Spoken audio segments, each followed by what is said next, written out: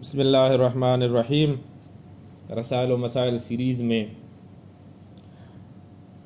5 ابواب ہم ختم کر چکے ہیں۔ اب فصل ششم شروع ہو رہا ہے جس کا عنوان ہے ایمان اور عمل۔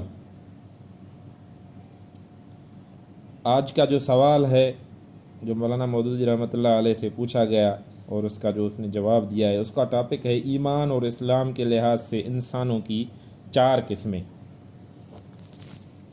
سوال کرنے والا پوچھتا ہے کہ ایک شخص غیر اللہ مثلا بادشاہ یا حکومت باطلہ کی اطاعت کرتا ہے اور اعتقاداً بھی اسی کو حق سمجھتا ہے۔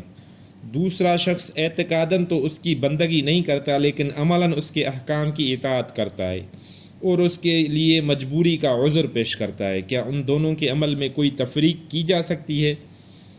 آپ کی تفسیر الہ و رب کے لحاظ سے تو دونوں ایک ہی درجے میں ہوئے، حالانکہ دونوں میں بعد المشرقین ہے۔ یہ سوال ہے، جواب میں مولانا مودودی رحمۃ اللہ علیہ فرماتے ہیں، میں اپنے مضامین میں کئی جگہ اس بات کو واضح کر چکا ہوں کہ تمام انسان حسب ذیل 4 طبقوں میں تقسیم ہوتے ہیں۔ ایک مومن بالغیر و مسلم للغیر، یعنی جو غیر اللہ کی مطاع برحق اور ماخذ امر اعتقاداً بھی مانتے ہیں اور عملاً اس کی اطاعت بھی کرتے ہیں، یہ مکمل کافر ہے۔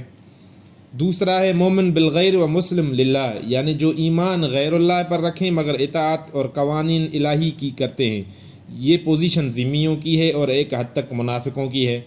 تیسرا ہے مومن باللہ و مسلم للغیر، یعنی اللہ کو اعتقاداً مطاع برحق ماننے والے مگر غیر اللہ کی اطاعت اور بندگی بجا لانے والے۔ یہ پوزیشن ان مسلمانوں کی ہے جو کفار کے تابع فرمان ہو جائیں۔ اس حالت میں اگر مسلمان مبتلا ہو تو اسے اس پر نہ راضی ہونا چاہیے نہ مطمئن رہنا چاہیے، بلکہ اس کا فرض ہے کہ یا تو اس حالت کو بدلنے کی کوشش کرے یا اس سے نکل جائے۔ اور چوتھا ہے کہ مومن باللہ و مسلم للہ، یعنی اللہ ہی پر ایمان رکھنے والے اور اسی کی اطاعت کرنے والے۔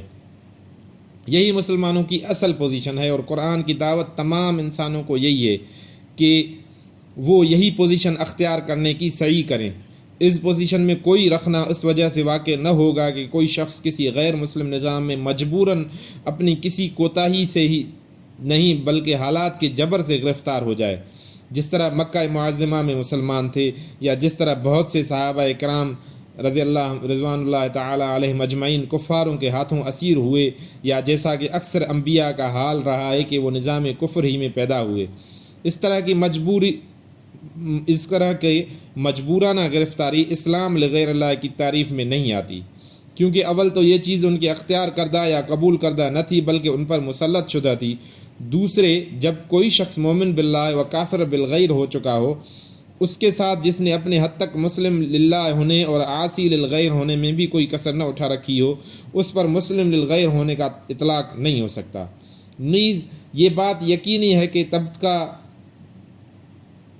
تیسرا کی پوزیشن طبقے پہلے اور دوسرے کے لوگوں سے بالکل مختلف ہے۔